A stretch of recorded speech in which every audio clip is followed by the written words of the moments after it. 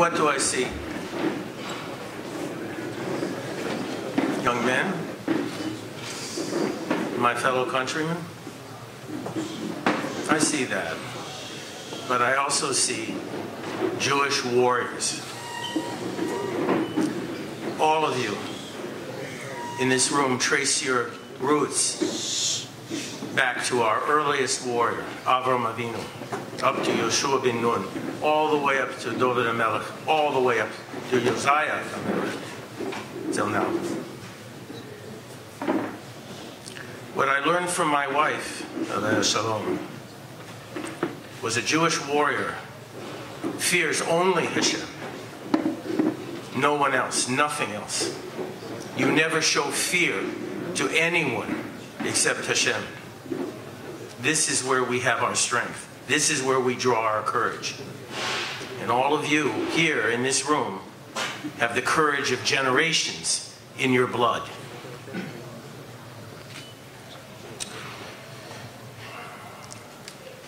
When my wife basically was dead,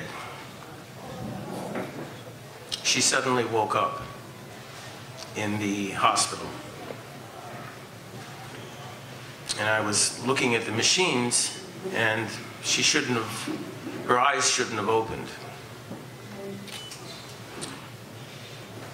She said to me very clearly, in front of doctors and nurses, and there were witnesses, lots of them. She said, my neshama volunteered to come back to do 2 missions. One was to bring you home.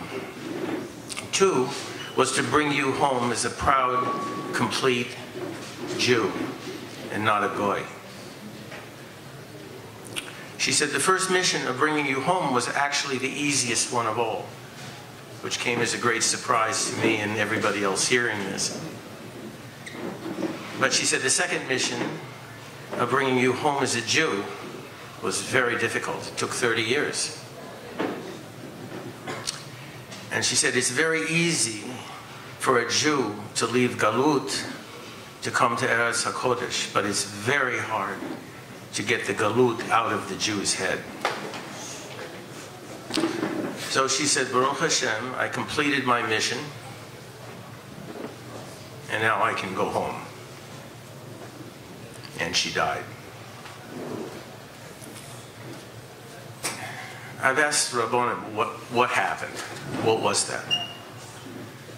And they said, this was the neshama. This was the neshama talking to you. She was dead. Clinically dead. And she was talking to me clearly. I've told everybody I can that she left me and all of you with 3 great lessons to carry on in your life. One was that we do have a neshama. It's not theoretical. It's real. 2, that there is Shemayim. And I don't fear death anymore. She taught me that we live for Shemayim. It's how we act, the midot, that we exhibit. And as soldiers, you better remember that. And lastly, her great lesson to everyone who would listen to her was that with enough emunah and bitachon and achdut, we can bring about the Geula. Because with that combination, we'll have a real Jewish government, a real Jewish army, led by real Jewish generals who will fight Al Kiddush Hashem to show Hashem that we are His children in full faith. And He will bring about the Geula at that point with a kiss rather than great pain and suffering. So when you go to battle, remember, you don't fight separately. You fight with achdut. She said the greatest threat we face is not from the Iranians, it's not from Hezbollah, it's not from Hamas. It's from those people who wish to divide us. Because you can't fight like this. She said, you can only fight like this. So remember that. There are those who seek to divide us. Don't listen to them. The strongest person I ever met in my life was Esther Yocheved. She had absolutely no fear at all because she had faith.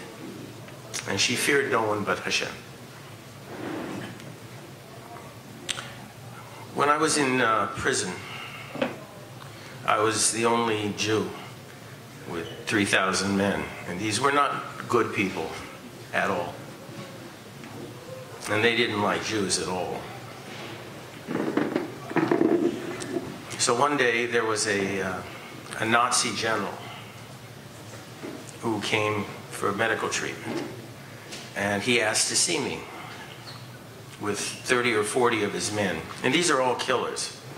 And they're not going anywhere, so they have nothing to lose. And kill a Jew, I mean, that's a big thing. So everyone told me, don't go out there. You know, they're going to kill you in front of everybody. I said, no, Hashem runs the world. He decides. So I took my knife out of my pocket and put it down, and then my friends thought I was crazy for sure. And I said, I won't be able to get the knife out of my pocket before I'm dead. So I went out there to meet him. And his bodyguards made sure I wasn't armed, and they turned to this general who had all the kill marks on his arm, full arm of kill marks. And they said, this Jew is either crazy or he's a coward because he's not armed.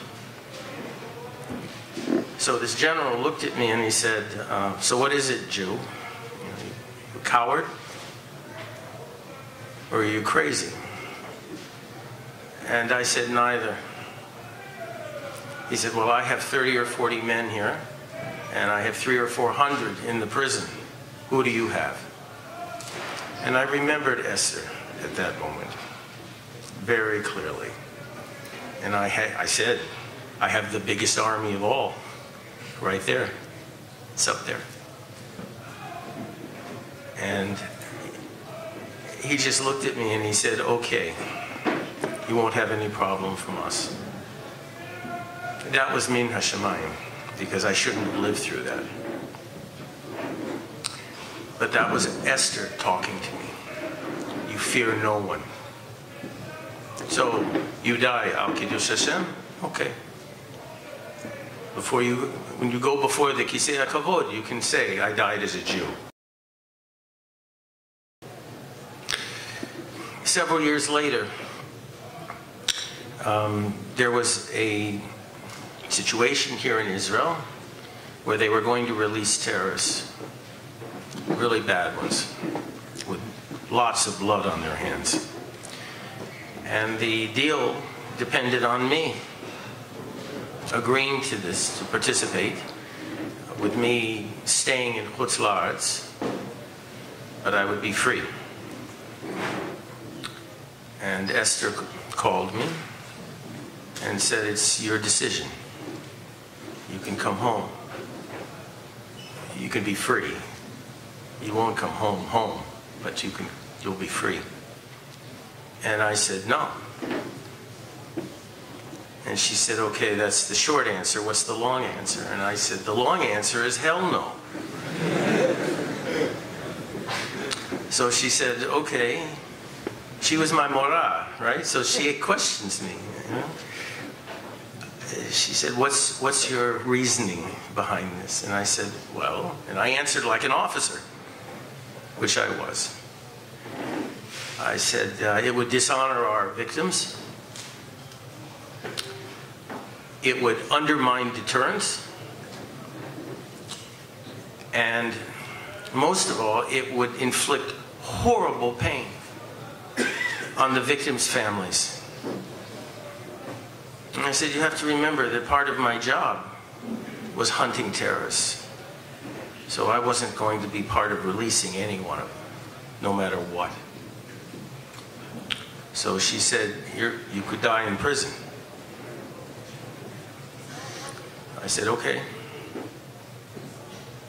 she said, okay, you gave me the reasons as an officer. And she said, as a naval officer, you know, kol hakavod. But she said, those aren't the reasons of a Jew. And she said, let me give you the reasons. As a Jew, you can't do this. She said, they'll release you to chutz la'aretz. They'll release you to the midbar. Because that's what galut is. And don't ever think it's anything other than that. It's the midbar. She said, if you agree to this, you will be committing the same sin of the Meraglim, who condemned the land for their own koved. She said, you have to remember, you live and you die for three things. Am Yisrael, B'aretz Yisrael, Al Pi Torat Yisrael. Those are the three things you live and die for. And she said, if you come home as an old, broken man, or as a met, to be buried in Kever Yisrael, at least you'll keep faith with those three principles that all Jews should live and die for. Just before she died, we got an invitation to go up to Ramat HaGolan. And I don't know if any of you have actually been there, but if you have, you know how absolutely beautiful it is. And the Army showed me some interesting things, and it brought us basically right up to the border. And I had to carry her up there because she was very sick. But she insisted on seeing this, and she wanted to tell me something. So she asked me, what do you see?